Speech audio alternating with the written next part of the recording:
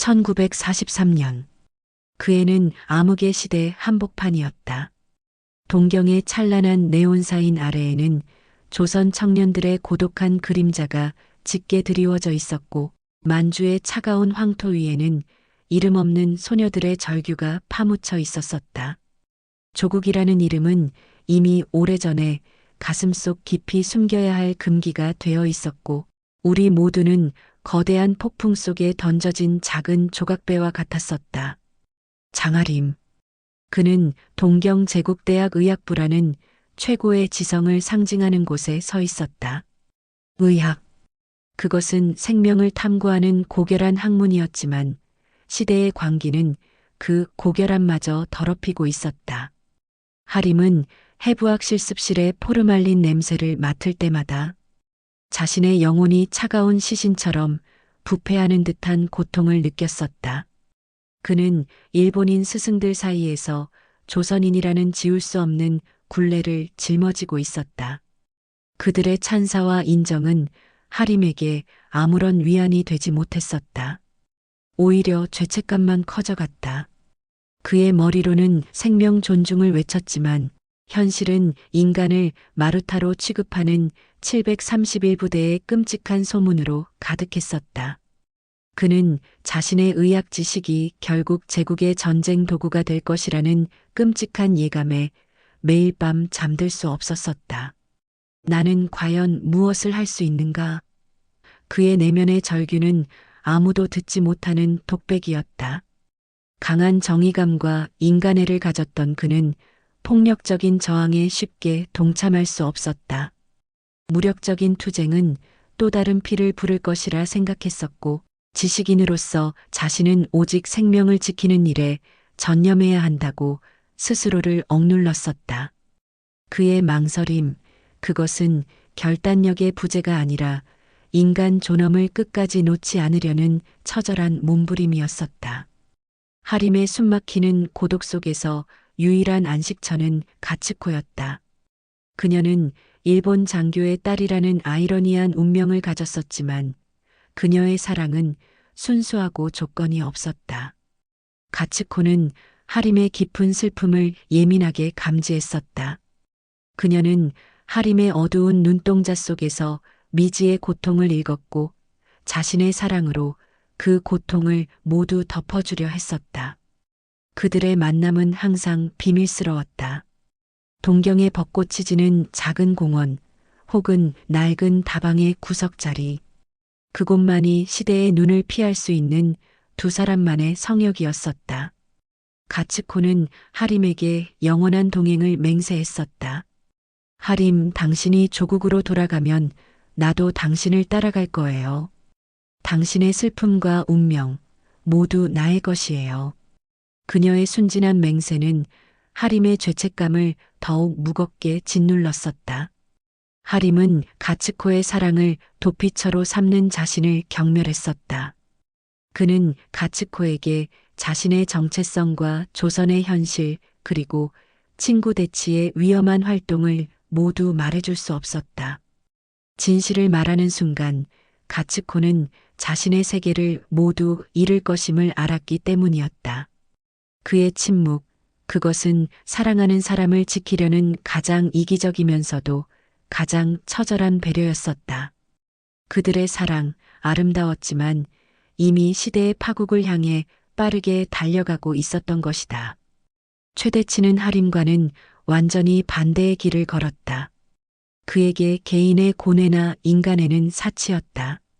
오직 이념, 오직 혁명만이 조국을 구할 수 있는 유일한 진실이라 맹신했었다.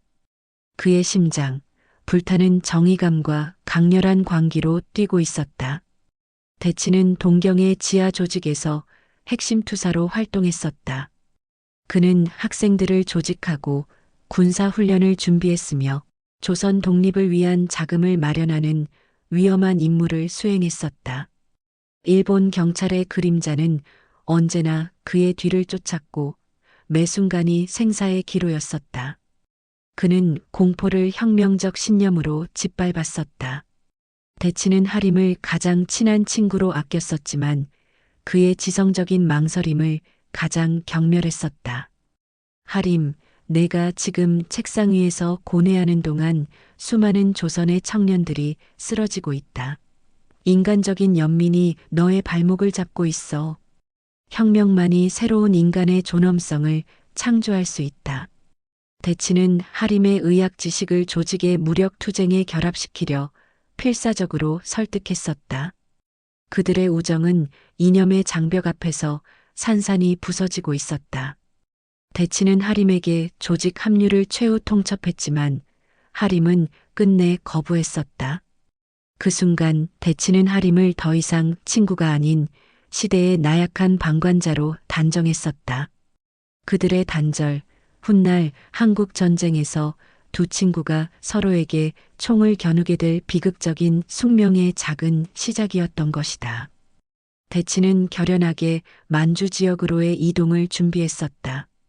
대륙의 밤은 차가운 침묵 속에 여옥을 가두고 있었다. 그녀는 강제징용되어 만주 남경 위안소에 있었다. 여옥의 삶, 이미 살아있는 지옥이었다. 위안소의 어둡고 축축한 방에서 그녀는 반복되는 폭력과 굴욕을 매일 밤 견뎌냈었다. 그녀는 야스무라 대좌의 짐승 같은 폭력을 피할 수 없었다. 여옥은 고통을 느낄 때마다 자신의 영혼을 육신에서 분리시키는 극도의 생존 전략을 사용했었다. 나는 이곳에 없다. 내 몸은 이들이 마음대로 할 수 있지만 내 영혼은 결코 더럽힐 수 없다. 그녀는 스스로를 빈 껍데기로 만들었고 감정과 생각을 모두 멈추려 노력했었다. 그녀의 눈빛에 떠도는 공허함, 그것은 영혼이 없는 마네킹의 눈빛과 같았었다. 여옥은 자신이 이대로 무너지는 것을 허락하지 않았다. 그녀에게는 살아남아 이 모든 것을 증언해야 할 신성한 의무감이 있었다. 다른 조선인 소녀들, 순이, 명지 등의 절망적인 눈빛을 볼 때마다 여옥은 다시 한번 자신의 의지를 다졌었다. 그녀의 모성애와 강인한 생존 본능, 그것이 지옥의 구렁텅이에서 그녀를 붙잡아두는 유일한 끈이었었다. 야스무라는 여옥의 강인한 저항 의지를 무너뜨리려 집요하게 폭력을 가했었다. 하지만 여옥의 침묵과 무념무상의 태도는 야스무라에게 완벽한 정복을 허락하지 않았었다. 여옥은 자신이 겪는 고통보다 조국의 운명과 다른 소녀들의 비참함이 더욱 잔혹하다는 것을 알았었다. 동경의 고뇌 대치의 투쟁, 남경의 절망. 1943년 대륙의 밤은 새 인물의 운명을 가장 비극적인 형태로 주조하고 있었던 것이다. 그들의 삶은 이미 거대한 역사의 경랑 속으로 되돌릴 수 없이 빠져들고 있었던 것이다. 대륙의 밤은 이미 불타고 있었다. 그것은 만주 남경 위안소의 차가운 방에서 윤여옥의 영혼이 타들어가는 소리였고, 동경에서 두 조선 청년의 운명이 서로 다른 방향으로 폭발하는 소리였었다. 최대치는 동경에서의 모든 활동을 정리하고 만주로 향하는 야간 열차에 몸을 실었었다. 그의 심장, 다가올 투쟁에 대한 맹렬한 기대감으로 터질 듯이 뛰고 있었다. 동경의 지하 조직 활동은 한계가 있었다. 실제적인 무장 투쟁이 가능한 만주야말로 자신의 혁명적 이상을 현실로 만들 유일한 땅이라 맹신했었다. 대치에게 혁명은 신념이자 존재의 이유였다. 그는 하림이 끝내 자신의 길을 거부하고 고뇌의 늪에 남았음을 안타까워하면서도 자신의 결단력에 강한 자부심을 느꼈었다. 친구의 우정보다 민족 해방의 대의가 우선이었다. 그는 만주에서 조선 의용대나 독립군과 합류하여 일본 제국에 결정적인 타격을 입히 구체적인 계획을 머릿속으로 끊임없이 짜고 있었었다. 차가운 기차 창밖으로 어둠이 빠르게 지나갔다. 대치는 만주의 광활한 대지가 자신의 혁명을 받아줄 것이라 환상했었다.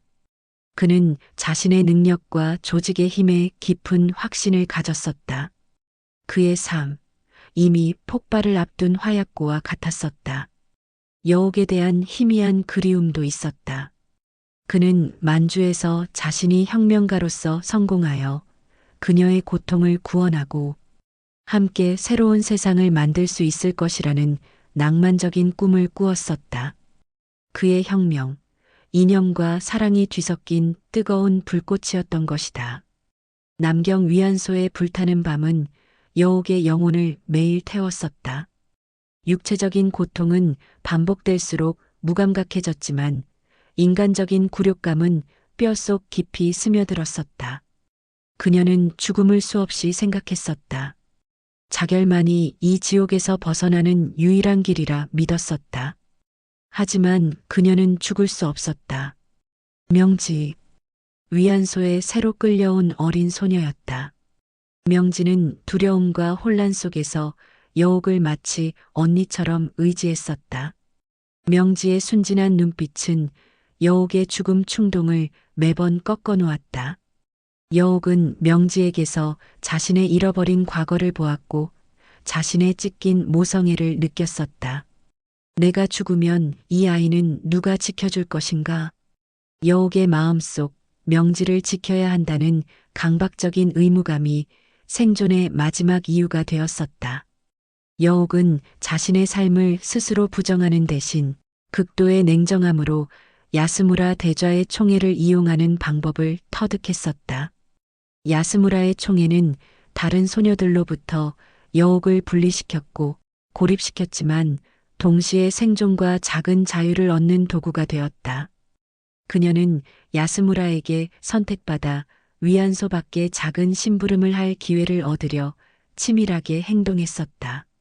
그녀의 차가운 이성, 이미 지옥에 완벽히 적응한 생존자의 냉혹함이었던 것이다. 동경의 하림은 불타는 밤을 죄책감 속에서 보냈다.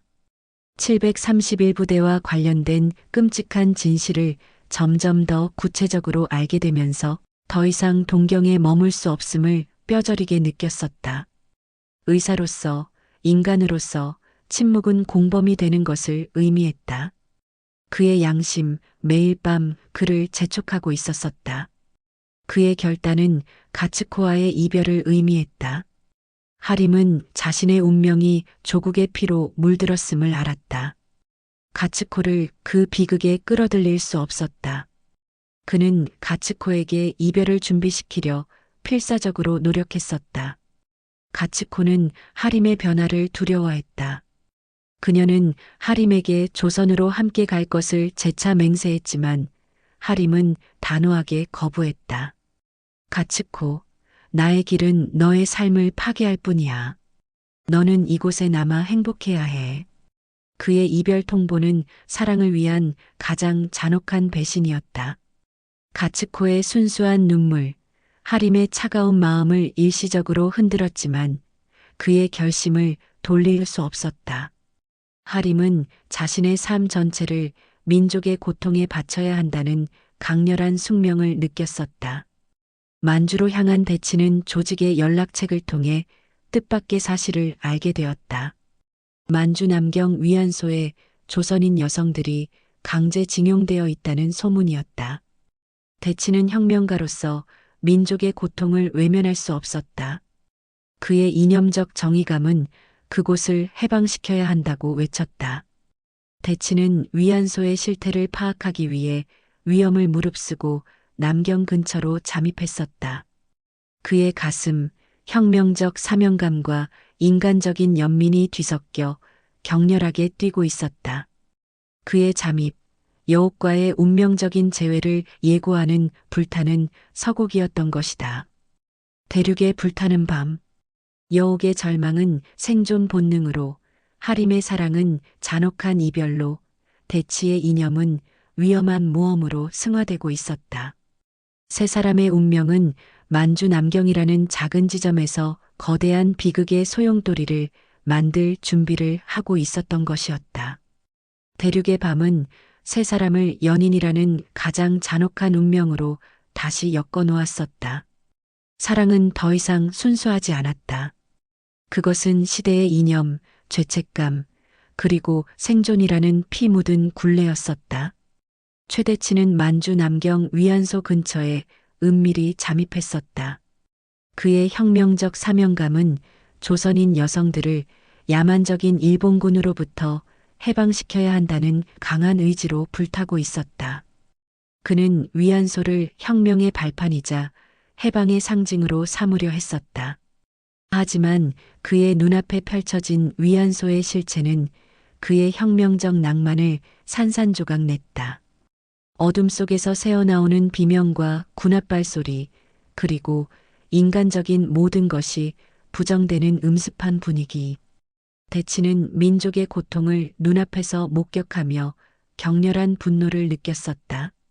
그는 자신이 이곳을 반드시 해방시켜야 한다고 맹세했었다. 그리고 그곳에서 그는 윤여옥을 보았다. 자신이 동경에서 뜨겁게 사랑했던 그녀. 위안소의 어두운 복도에서 여옥을 발견한 순간 대치의 심장은 멈추는 듯 했었다. 그녀의 눈빛, 사랑이나 그리움 대신 공허함과 극도의 냉정함만이 떠돌고 있었다. 대치는 그녀의 모습을 보고 그녀가 겪었을 지옥을 단번에 짐작했었다. 혁명의 열정은 한순간에 죄책감과 분노로 뒤바뀌었었다. 대치는 충동적으로 여옥을 붙잡았다. 여옥, 나야, 최대치. 내가 널 구하러 왔어. 대치의 목소리에는 절규가 섞여 있었다. 하지만 여옥의 반응은 대치가 기대했던 것과는 완전히 달랐었다. 윤여옥에게 최대치의 등장은 구원이 아니라 가장 위험한 위협이었다. 그녀는 이미 지옥에 완벽히 적응한 생존자였고 대치는 이 모든 것을 무너뜨릴 폭풍이었다. 야스무라 대좌의 총애를 얻어 간신히 유지하고 있던 그녀의 생존 구조는 대치의 낭만적인 접근으로 와해될 위기에 처했었다. 여옥은 냉정하게 대치를 외면해야 했다. 그녀는 그녀가 겪은 고통을 대치에게 보여주고 싶지 않았다. 그리고 더 중요하게 대치가 발각되는 순간 명지를 포함한 모든 소녀들이 끔찍한 보복을 당할 것임을 알았었다. 그들의 재회는 격렬한 충돌이었다. 대치는 자신의 뜨거운 사랑과 혁명적 사명감으로 여옥을 설득하려 했었다. 여옥, 나와 함께 가자. 혁명만이 너의 고통을 끝낼 수 있어. 하지만 여옥은 차가운 눈물과 단호한 거절로 응수했었다. 당신이 원하는 혁명은 이미 여기에 도착하지 않았어요.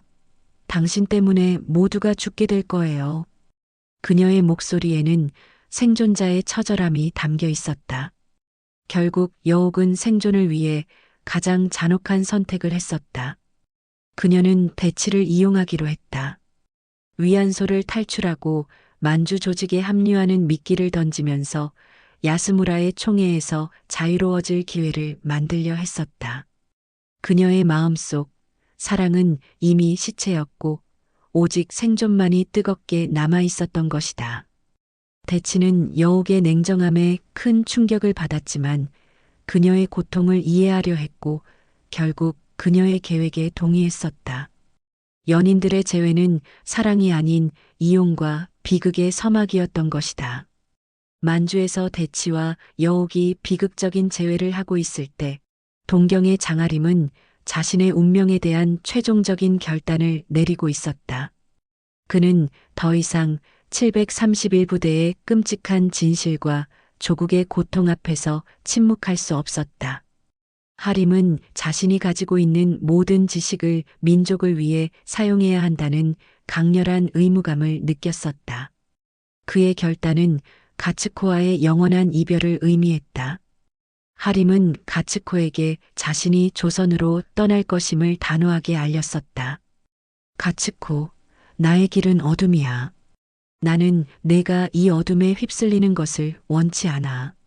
그의 목소리는 슬픔으로 가득했지만 결심은 단단했었다. 가츠코는 절규했었다. 그녀는 하림을 따라가겠다는 자신의 맹세를 다시 한번 주장했지만 하림은 냉정하게 거부했다. 그는 가츠코를 지키기 위해 가장 잔혹한 배신자가 되는 길을 택했었다. 그의 사랑, 자신의 삶과 가츠코의 행복을 분리시키는 고통스러운 과정을 거쳐야 했었다. 하림은 가츠코의 눈물을 뒤로하고 동경을 떠났다.